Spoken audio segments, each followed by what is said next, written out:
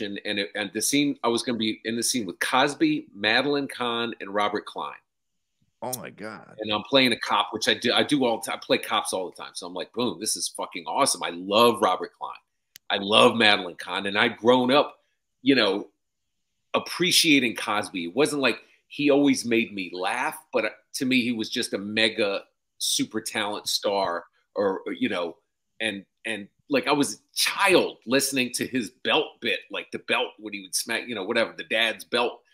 I mean, so to be on it was a big deal. So I've a line, and the line is like, I'm a cop, Robert Klein's a cop, and I'm like, hey Jack, I'm gonna go get the car. That's the line. I come in or whatever. And there's 3 days. It's 3 days of working on this.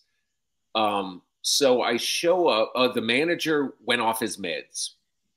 Same thing as what we just talked. My manager went off his meds, and he told me be there at this time or whatever. I get to the Kaufman Astoria studio in Queens, and the security guy's like, "Oh man, you're late. You were supposed to be here. It's like 11. You were supposed to be here at 9."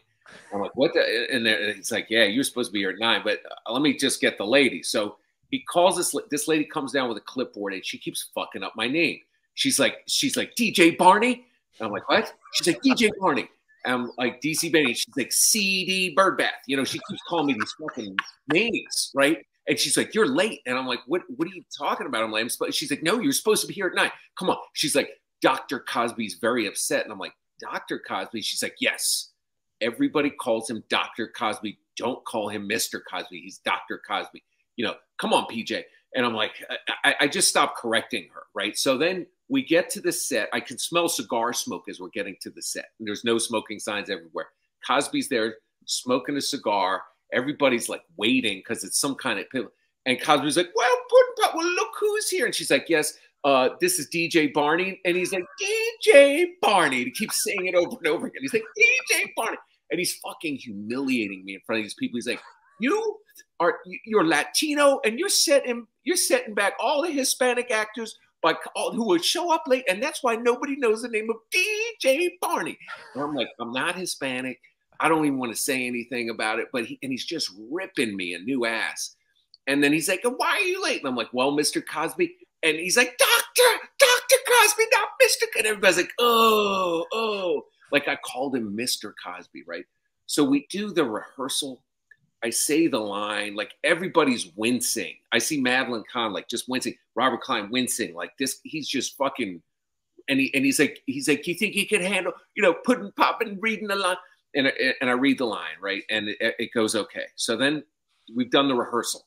So the next day, I go home and I'm telling my wife, I'm like, holy shit, man, this thing was so fucking embarrassing. Like I showed up late.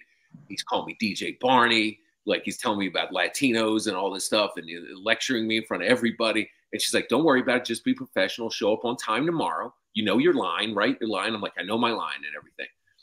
So I show up the next day and I'm in the dressing room, right? And the dressing rooms have these little intercom systems. And on the intercom, they'll call people to set or do whatever. And depending on how your hierarchy on the food chain, the tone of voice changes. So they're like, Madeline Kahn, please come to the set when you get a moment. Madeline Kahn, please come to the set when you get a moment. Mr. Klein, we're ready for you in makeup and hair, Mr. Klein or whatever. And then they get on, and the lady's like, Dr. C, come to the set now or whatever. So I'm like, they're calling the doctor. He's got to come to the set. So about a couple minutes later, I hear, Dr. C, come to the set, right? And I'm like, oh shit, you know, someone's getting a little short with Dr. C on the intercom. Someone's gonna get yelled at today. It's not gonna be me, right? So then the lady gets back on again. I hear the voice, Dr. C, come to the set right now. You're late to the set. I'm like, somebody's getting, you know, the door opens. The lady with the clipboard there. She's like, Dr. C. I'm like, what? And she's like, that's your name, right, Dr. C. Benny? I'm like, no.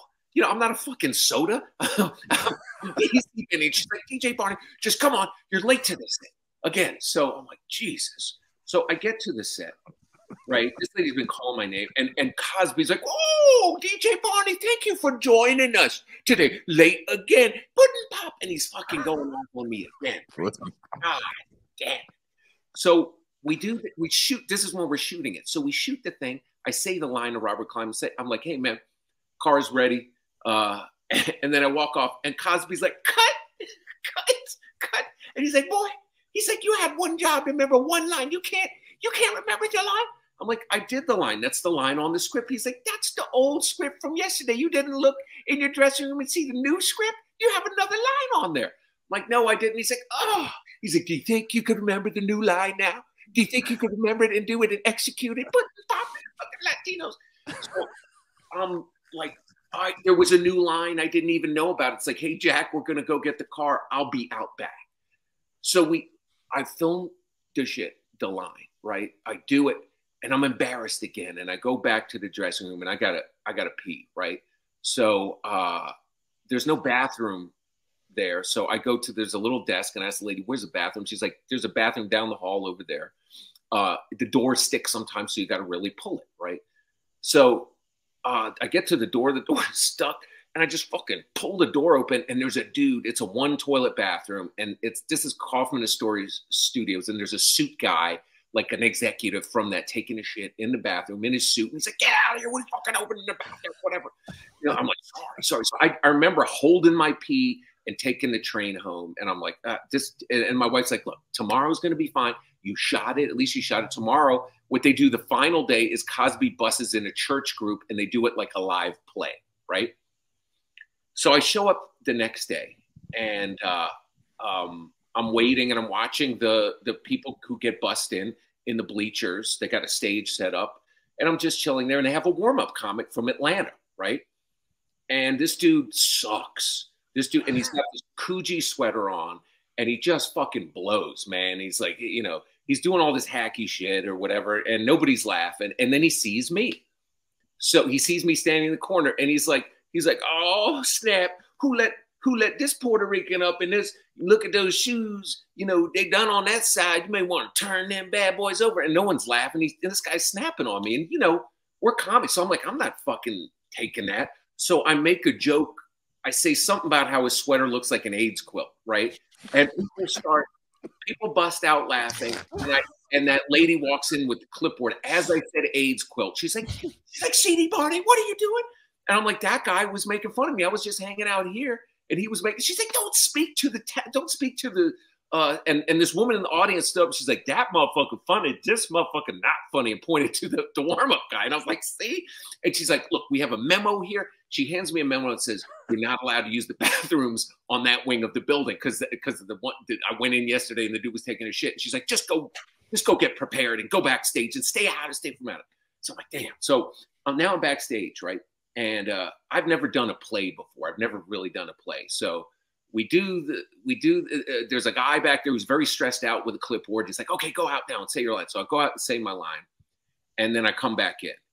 And we're about wrapping up. And he's like, okay, go out for the curtain call thing or whatever. And for some reason, as I'm going out, Robert Klein is walking right back in between the curtains. And I fucking headbutt Robert Klein. I mean, this guy is like a hero to me, a childhood hero, and I headbutt him. He's like, right? And the clipboard guy's like, both you guys go out. Robert, please go out, Mr. Klein.